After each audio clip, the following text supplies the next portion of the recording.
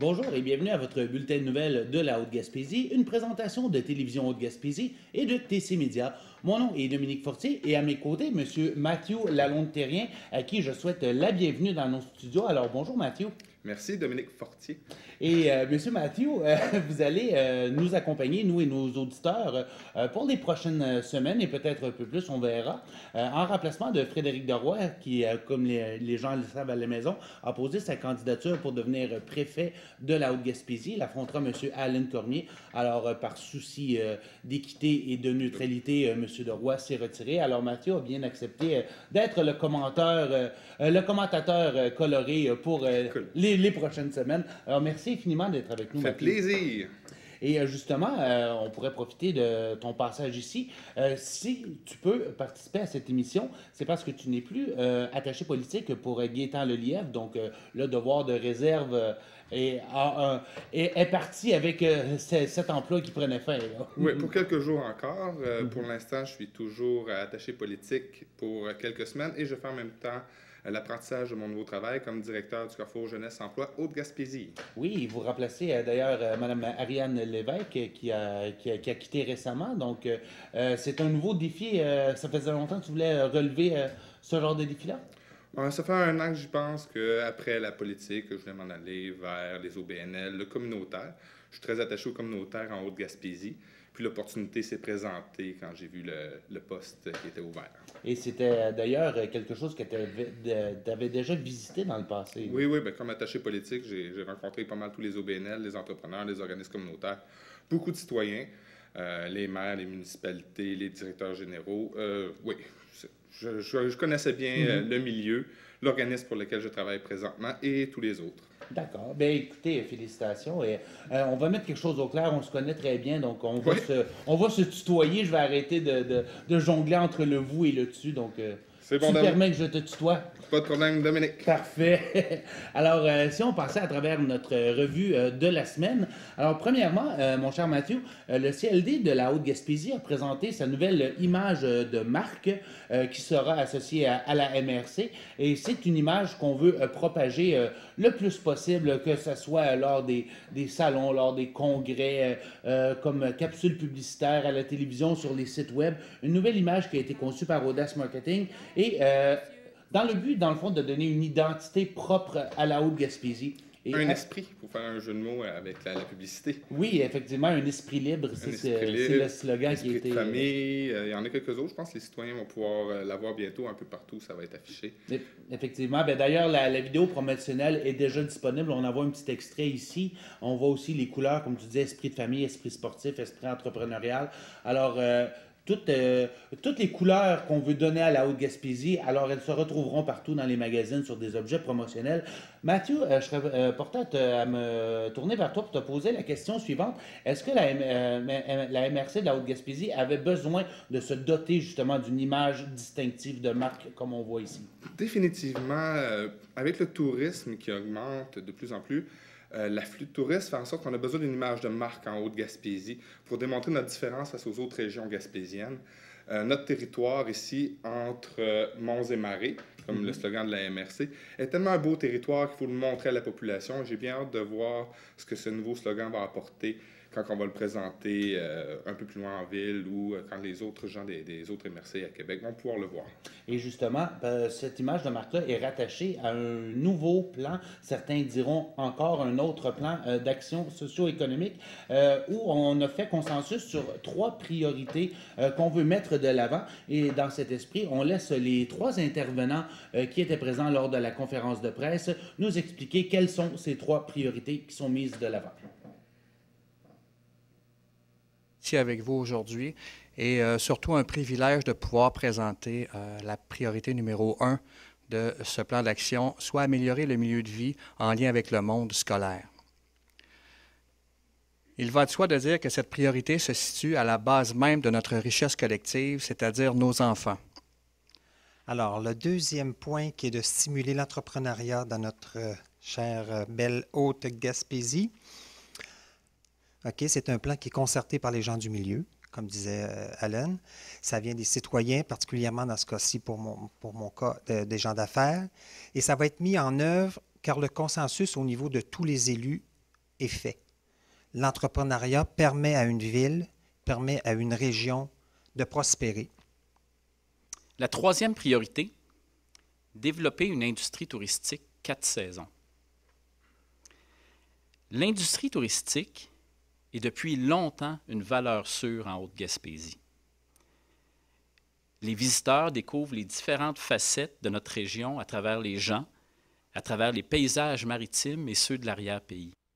Alors, vous avez reconnu Joël Côté, qui est maire de Madeleine, mais également enseignant. On a aussi reconnu Couleur Chocolat, M. Carl Pelletier, propriétaire, et David Dubreuil, qui œuvre au sein de l'Association touristique Gaspésie. Alors, 3 priorités, tourisme 4 saisons, le développement du milieu, surtout en lien avec le milieu scolaire, et évidemment, stimuler l'entrepreneuriat. Alors, Mathieu, on ne peut pas être contre la vertu. J'imagine que ces 3 priorités-là, c'est quelque chose que la MRC a besoin de mettre de l'avant. L'entrepreneuriat, on en a besoin ici. C'est quelque chose qui est très important à développer, l'entrepreneuriat. Ici, l'esprit entrepreneurial, il va y avoir beaucoup de travail à faire, mais on a tellement de bons entrepreneurs ici. Depuis les 5-10 dernières années, il y a eu un gros boom en Haute-Gaspésie. Développer le tourisme 4 saisons, moi, c'est un créneau que j'adore, parce que peu de gens savent à l'extérieur de la Haute-Gaspésie qu'on peut faire du ski jusqu'au mois de juin dans certains secteurs, dont à Sainte-Madeleine de la Rivière-Madeleine.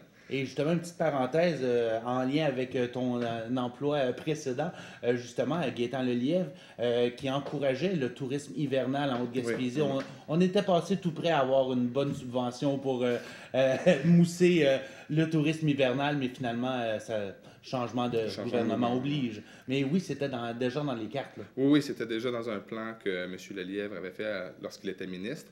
Il avait un bon plan pour la Gaspésie. Présentement, il y a un nouveau plan qui va refaire surface bientôt. Il attend après la table des préfets.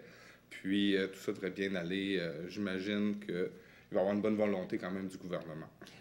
Et justement, de miser sur le milieu scolaire, j'imagine qu'on veut garder nos jeunes ici ou bien qu'ils reviennent du moins après les études. La Haute-Gaspésie, on fait face à un grand défi qui est l'exode des cerveaux qu'on appelle. C'est que nos jeunes diplômés ne peuvent revenir d'un coup qu'ils ont fait leurs études. Il y a peu de travail qui sont spécialisés. C'est beaucoup des secteurs. Les plus gros employeurs, c'est la commission scolaire et le CIS de la Haute-Gaspésie. Ce sont les 2 plus gros employeurs. Donc, c'est dans ce milieu-là que les jeunes peuvent revenir. Mis à part ça, il n'y a pas beaucoup d'emplois. Donc, c'est pour ça qu'il faut miser sur l'esprit entrepreneurial. Le nouveau créneau que s'est donné le CLD et la MRC, qu'on vient de voir, c'est merveilleux justement pour essayer de développer puis garder nos jeunes à long terme. Tu disais tout à l'heure que certains disaient encore un autre plan. Ça nous prenait un autre plan. Il fallait se moderniser, se mettre à jour. Oui, et justement, j'ai posé la question à Maryse Letourneau, directrice du CLD, et elle me disait que la différence, cette fois-ci, le plan fait consensus non seulement au niveau des élus, mais au niveau des entrepreneurs, de l'industrie touristique. On a ratissé large pour aller chercher le plus grand consensus possible. Donc, avec ces 3 priorités-là qui ont été mises de l'avant par l'ensemble de la communauté, on va pouvoir bâtir 3 comités consultatifs afin de trouver des solutions concrètes à mettre en application dans l'avenir. D'ailleurs, on devra avoir une mise à jour de ces réflexions-là d'ici Noël. On va attendre justement après les élections municipales et à la préfecture. Ça va peut-être donner un nouveau souffle ou peut-être une continuité. J'ai bien hâte de voir ce que ça va faire. Et on parle d'élections. Un très bon coup que les maires de Capcha et de Sainte-Anne-des-Monts ont fait cette semaine. Alors, un beau partenariat. On a qualifié ceci de partenariat historique. Alors, on voit une rare photo ici avec les 2 maires qui se serrent la main, tout sourire, M. Jules Landry de Capcha et Simon Deschênes de Sainte-Anne-des-Monts. Alors, c'est très simple. Pendant les rénovations qui ont lieu à l'Aréna J. Robert Lévesque de Sainte-Anne-des-Monts pour changer toute la façade, l'entrée, l'accueil et le système de réfrigération. Rajeunir le bâtiment. Oui, effectivement, qui en avait grandement besoin, on peut le dire. Alors, ça faisait que les hockeyeurs et les patineurs artistiques devaient absolument commencer leur sport au mois de septembre, comme le veut la fédération. Donc, on n'avait pas le choix, mais on n'avait pas de lieu. Donc, on a eu une entente avec Capcha afin que les jeunes puissent débuter la saison au centre Claude Jourdain de Capcha dès le mois de septembre. ça impliquait de débuter la saison plus rapidement pour Captcha. Ça demande aussi de mobiliser des employés de Saint-Anne-des-Monts à Captcha. Il y a évidemment des considérations financières. Il y a aussi du mouvement d'équipement, la Zamboni de Saint-Anne-des-Monts, elle s'en va à Captcha. Alors, mais je pense que c'est un excellent coup des deux maires de montrer qu'il y a une bonne entente et on tente de faire taire l'esprit de clocher. Là. Oui, c'est justement ça que j'ai trouvé de très bien dans cette entente-là, c'est que souvent, il y a une petite compétition qui se passe entre Captcha et Saint-Anne-des-Monts avec le centre de ski et les arénas. Donc, cette fois-ci, ils ont mis leurs différents côtés, leurs égaux de côté. C'est sûr qu'avec un nouveau maire, à Simon Deschênes, à Saint-Anne-des-Monts, ça apporte un nouveau souffle. Monsieur Jude Landry est un homme qui est très impliqué au niveau pour les enfants, tout ce qui est aider les jeunes dans le développement, que ce soit sportif ou autre. Donc, je suis très content de cette entente-là. Puis pour Saint-Anne-des-Monts, les jeunes qui sont de la région aussi ne pourront pas annuler leur sport. C'est que les enfants vont être très contents. Les parents vont faire quelques kilomètres de plus, mais qu'est-ce que tu veux, c'est la meilleure solution qu'ils ont trouvée. J'en suis très content. Bien, effectivement, parce que l'autre solution était de les envoyer à Matane et on a martelé sur le fait qu'on ne voulait pas envoyer nos gens à Matane pour qu'ils dépensent là-bas. Là. Non, puis c'est probablement qu'il y aurait eu des annulations aussi. Certains jeunes auraient pu perdre leur sport préféré. C'est magnifique ce que les maires ont fait. Est-ce que c'est à savoir aussi, vu qu'on s'en va en élection bientôt, est-ce qu'il y avait peut-être une idée derrière ça? Je crois pas, mais je lance l'idée quand même. Certains vont peut-être le dire chez les citoyens. Donc, moi, je ne crois pas qu'il y ait eu une idée préélectorale derrière ça. Je crois vraiment que c'est pour le bien des citoyens que les maires ont fait ça. Effectivement, puis le timing voulait que ça se fasse maintenant. Oui, il fallait que ça se fasse là. On était à minuit moins une, là. Il fallait que ça se fasse. Et on prévoit justement que les travaux devraient se terminer vers la fin 2017, début 2018. Donc, en principe, les gens de Saint-Anne-des-Monts pourront réintégrer leur aréna pour janvier 2018. Et du côté de Captcha, les rénovations se feraient au printemps, donc avant l'hiver prochain. Donc, ça ne devrait pas déranger la saison à Captcha en tant que telle. Mais pour avoir une petite idée de l'atmosphère qui régnait, on écoute un petit extrait des maires Jude Landry et Simon Deschênes qui nous annoncent cette bonne nouvelle. On s'est rencontrés à la ville de Captcha, puis on a élaboré un plan que si les autres étaient après avec nous autres à faire les travaux à l'Arena, qu'on allait avoir une entente avec eux autres pour ce qui se passe aujourd'hui. Puis si le contraire existait, bien, c'est nous autres qui aurions eu une entente avec Saint-Anne-des-Monts. Fait que c'est une bonne entente, on s'est bien accordé, puis on va essayer de continuer dans le même sens pour une secousse. Merci. Alors, on est fiers aujourd'hui de vous présenter le partenariat qu'il va y avoir pendant la saison actuelle, mais aussi, lorsque ce sera le tour de Captcha, de faire les mêmes travaux. Hein, les subventions reçues pour les travaux des arénas, c'est pour le changement de réfrigération qui fait la glace. Alors, Captcha aussi va passer par le même processus que Saint-Anne-des-Monts est en train de faire. Alors, on a eu 2-3 rencontres, beaucoup d'échanges. On doit dire aussi qu'il y a eu un changement de garde aussi au niveau de la direction générale à Captcha avec M. Roy, qui a fallu qu'il reprenne le dossier et qu'il connaisse vraiment les grandes lignes. Alors, c'était une belle rencontre. On était très heureux de nous annoncer ce partenariat-là et simplement avoir les commentaires sur les réseaux sociaux. Les citoyens sont très heureux également. Très heureux, oui, comme on disait tout à l'heure, ils vont pouvoir continuer à faire leur sport préféré. Donc, tout le monde est très content. Exactement. Et on reste dans les élections municipales. Il y en a non seulement à Captcha et à Saint-Anne-des-Monts. À Saint-Anne-des-Monts, on verra. Pour l'instant, M. Deschênes semble seul en selle. Assez solide aussi avec la dernière élection partielle qu'il y a eu. Je crois que ça peut faire peur aux candidats potentiels. C'est ce que nous verrons dans les prochaines semaines. La période, justement, débute pour les mises en candidature. Donc, ça va être intéressant à suivre. Mais une ville de la Haute-Gaspésie où on est assuré d'avoir une lutte, c'est à Saint-Maxime-du-Mont-Louis. Oui. Le maire sortant, Serge Chrétien, qui était lui-même un nouvel arrivant en 2011, s'est présenté, a gagné son élection face à Jocelyne Poitras. Alors, cette année, il fera face à Guy Bernatchez. Et si le nom vous dit quelque chose... Fils de l'ancien maire, M. Bernatchez. exactement, Paul Hébert Bernatchez, qui a occupé le poste de maire de Saint-Maxime-du-Mont-Louis avant Serge Chrétien. Alors, ce sera une compétition entre les deux hommes. J'ai eu l'occasion de les rencontrer tous les deux. Et fait surprenant, autant la personnalité des deux candidats est très différente. On a M. Chrétien qui est très terre-à-terre, qui est très discret. D'un autre côté, M. Bernatchez qui est un petit peu plus volubile. Oui, volubile, oui, on peut dire ça de même. Mais on a les mêmes priorités. On parle de garder nos jeunes dans la région, on parle de tourisme, on veut plancher sur le tourisme à travers différents projets. D'un côté, on parlait du lac de l'Anse-Pleureuse au niveau de M. Chrétien. Pour M. Bernatchez, on parlait de différents projets récréotouristiques comme l'installation d'une tyrolienne, un peu comme on voit au Géoparc à Percé. Alors, ce serait une lutte quand même assez intéressante, voir si les dossiers de l'enrochement et du quai de Mont-Louis ont fait suffisamment mal à Serge Chrétien pour qu'il perde ses élections. Ce serait un boulet pour M. Chrétien. Donc, Oui. plusieurs citoyens ont dit qu'il y avait un manque de transparence dans le dossier de l'enrochement au centre de Mont-Louis, dont M. Bernatchez, Guy Bernatchez, faisait partie du lot des personnes qui revendiquaient le manque de transparence. Cependant, ce que j'ai remarqué comme attaché politique, parfois, dans plusieurs petites municipalités, on ne vote pas pour un candidat, mais contre un candidat. Et ça va être de savoir comment les candidats potentiels à la mairie de Mont-Louis vont pouvoir gérer ça. Savoir est-ce que les gens veulent continuer ce que M. Chrétien avait avancé ou ils vont vouloir du changement. Et ça va être comme ça, je crois, pour toutes les petites municipalités de l'Est. À savoir peut-être aussi à Mont-Saint-Pierre, on a su que Mme Laflamme va se représenter. Et ça va être de savoir si quelqu'un va se présenter contre elle. Je crois qu'à Rivière-Claude, M. Normand est quand même bien assis sur sa selle. À Marsouis, ça va être quelque chose de très intéressant à regarder. Oui.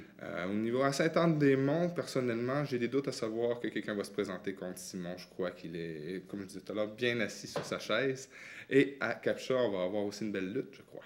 Et à Madeleine, il ne faut pas oublier, on aura une compétition aussi, Joël Côté, Joël. Et sa rivale de longue date, Mme Arlette Fortin, qui devrait annoncer sa candidature sous peu dès qu'on pourra recevoir les candidatures, mais l'intention est bel et bien là. On aura l'occasion d'y revenir. Mais pour terminer sur le dossier de Mont-Louis, j'ai posé la question justement à Serge Chrétien par rapport à ces deux dossiers-là qui ont été plutôt difficiles, l'enrochement et le quai. Qu'est-ce qu'il en pensait? Et il me disait, au niveau de l'enrochement, il dit, les citoyens se sont exprimés et à partir du moment où les citoyens ont exprimé ce qu'ils voulaient, il a été de l'avant pour discuter avec le ministère et au final, on a quelque chose, un compromis acceptable. Les citoyens ont eu ce qu'ils voulaient. Ont eu ce qu'ils voulaient. Alors, ce que Serge Chrétien me disait, pas la peine de mettre le poing sur la table ou de hurler trop fort si le résultat est là au final, c'est ce qui compte. Si j'étais son adversaire, par contre, M. Bernatchez, je mettrais mon poing sur la table quand même pour ce dossier-là. Bien, c'est ce que M. Bernatchez dit. Et d'ailleurs, M. Bernatchez a dit qu'il essaierait de réouvrir le dossier du quai avant que les travaux s'effectuent. On sait que plusieurs citoyens souhaitaient une marina ou peut-être un éperon. Un éperon, oui, c'est ce que j'avais entendu parler beaucoup lorsque j'étais attaché politique et que je voyais les gens de la communauté. Au niveau du comité de développement de Saint-Maxime-du-Mont-Louis, c'est ce qu'on parlait, un éperon. Il y a eu quelques difficultés parce qu'il faut s'arranger avec le provincial, le fédéral et le municipal. Ça fait beaucoup de paliers. Ça fait beaucoup de paliers gouvernementaux à s'arranger. Effectivement. Mon cher Mathieu, on prend une petite pause et on continue avec notre revue d'actualité de la semaine dans quelques instants.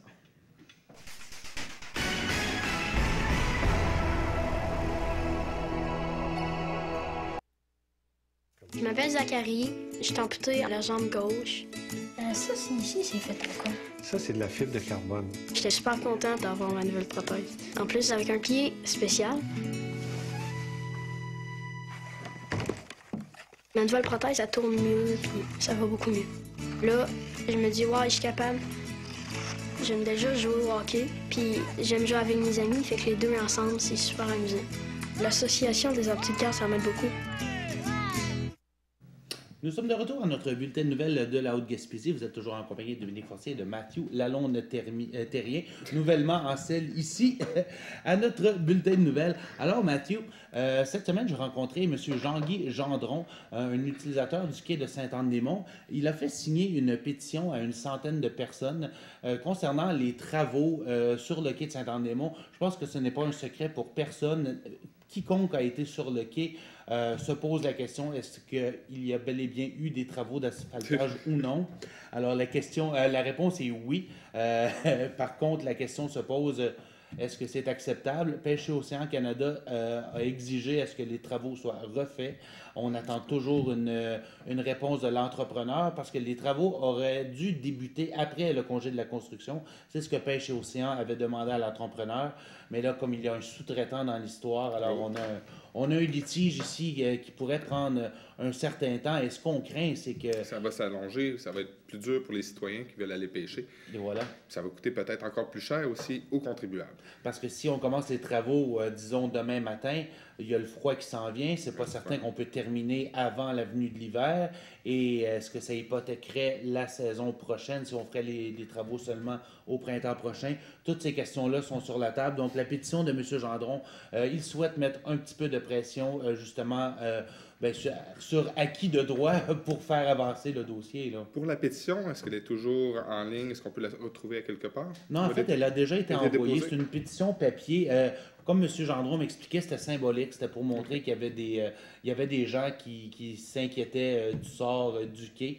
Et ce n'est pas en compétition avec les gestionnaires de la marina, loin de là. C'est vraiment en collaboration. D'ailleurs, Sylvain Gaumont du Havre Polyvalent me disait qu'il supportait M. Gendron dans sa démarche et lui-même souhaite que les travaux se fassent le plus rapidement possible. Mais rendu là, c'est au-dessus des têtes de tout le monde. Là. Ça se passe entre l'entrepreneur et Pêche et Océan. Donc, c'est le milieu Anne-Montois qui a décidé d'aller de l'avant en trouvant que les travaux étaient vraiment mal faits. Exactement.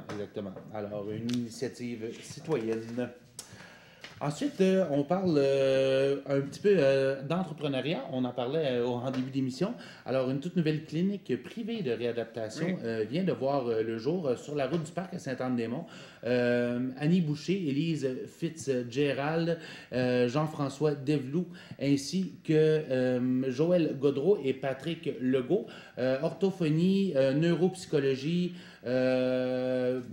ergothérapie, voilà, et psychologie, c'est les services qui seront offerts à cette nouvelle clinique privée. Alors, quelque chose que Élise, la propriétaire, me disait qu'elle voulait qu'on souligne, c'est que tous ces gens-là travaillaient dans le milieu public et travaillent encore dans le milieu public. Donc, c'est une séparation des tâches, mais il y a toujours une collaboration avec le CIS. Donc, on n'a pas arraché des gens nécessairement au milieu public pour simplement aller dans le privé. Donc, on ne peut pas dire que, dû aux coupures ou d'une certaine raison, le CIS de la Haute-Gaspésie a dû se départir d'employés.